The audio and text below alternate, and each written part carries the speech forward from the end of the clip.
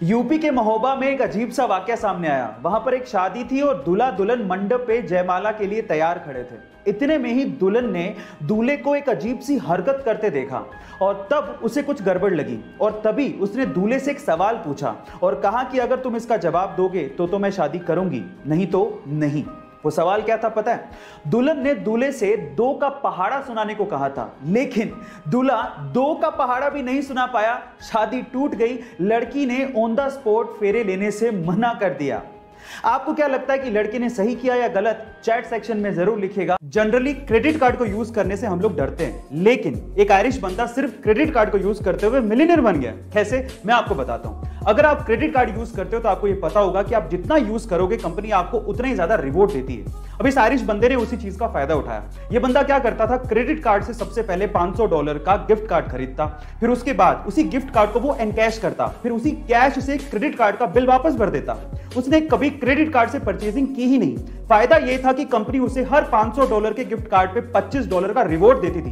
कभी खर्चा किया नहीं, ऊपर से $25 का रिवॉर्ड अलग से। ऐसे करते करते उसने $3 लाख इकट्ठे कर लिए, यानी कि लगभग 2,17,00,000। लेकिन एक दिन टैक्स डिपार्टमेंट की उसकी अर्निंग पे नजर पड़ गई, तब जाके ये बात खुली। लेकिन ये बंदा तब तक कमा चुका था। आपको इस जुगाड़ के बारे में क्या कहना है कमेंट सेक्शन में जरूर लिखिएगा। उसके अब्बू एक ऑटो रिक्शा चालक थे और उसकी अम्मी खेत में काम किया करती थी। घर के हालात इतने खराब थे कि उसके अब्बू ये चाहते थे कि वो 4th क्लास में ही स्कूल छोड़कर काम पर लग जाए, लेकिन टीचर के समझाने पर जैसे तैसे उन्होंने उसे पढ़ने दिया।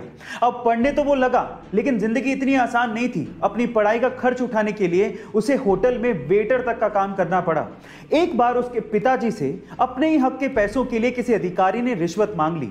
अपने पिता को हक के पैसों के लिए रिश्वत देते हुए देख के उस बंदे ने सोच लिया कि वो एक अधिकारी बनेगा। फिर क्या था, 21 साल की छोटी सी उम्र में उसने यूपीएससी जैसे बड़े एग्जाम को पहले ही अटेम्प्ट में क्रैक कर लिया और पूरे इंडिया में 361वीं रैंक बनाई और आज वो एक आईएएस ऑफिसर है। उसका नाम है अंसार शेख। गाइस, आपको अंसार शेख की मोटिवेशन स्टोरी कैसी लगी चैट सेक्शन में जरूर लिखिएगा। क्या हम इंडियंस शेयर मार्केट में इन्वेस्ट करने से डरते हैं? मैं ऐसा क्यों कह रहा हूं, जरा ध्यान से सुनिएगा। ये तो आपको पता ही है कि अगर आपको शेयर मार्केट में इन्वेस्ट करना है तो आपको एक डीमैट अकाउंट की जरूरत होती है। अब आंकड़े सुनिए। हमारे देश की जनसंख्या है 138 करोड़ और इस 138 करोड़ की जनसंख्या वाले देश में टोटल डीमैट अकाउंट कितने खुले हैं पता है? वो मात्र हैं 4 करोड़ और उनमें से भी बहुत सारे डीमैट अकाउंट इनएक्टिव हैं। यानी कि हम भारतीय शेयर मार्केट में रिस्क उठाने से डरते हैं, लेकिन रिस्क है तो इश्क है।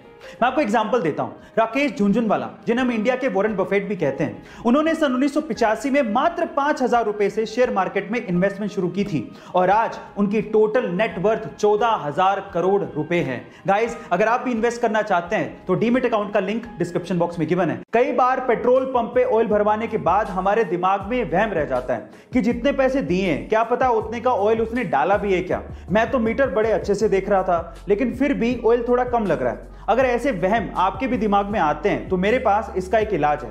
जब भी आप पेट्रोल पंप से ऑयल भरवाएं तो कभी भी 100 रुपए, 500 रुपए, 1000 रुपए, 1 litre, 5 litre, 10 litre, full tank, ऐसे नंबर्स जो कि प्रेडिक्टेबल नंबर्स हैं उनमें ऑयल ना भरवाएं, क्योंकि ऐसे प्रेडिक्टेबल नंबर से मशीन फिक्स हो सकती है और आपको कम ऑयल डिलीवर हो सकता है। इसकी बजाय आप लोग 100 की जगह 110 का भरवा लीजिए, 500 की जगह 550 का भरवा लीजिए, 1 लीटर की जगह 1.25 लीटर, 10 लीटर की जगह 12 या 13 लीटर। देखिए, जनरली ये लोग जेन्युइन होते हैं, लेकिन फिर भी अगर कोई ऐसा करने की कोशिश करे तो आप बच सकते हैं। गाइस, ऐसे अमेजिंग वीडियोस के लिए शेयर, सब्सक्राइब एंड लाइक। मिलता है अगली वीडियो में।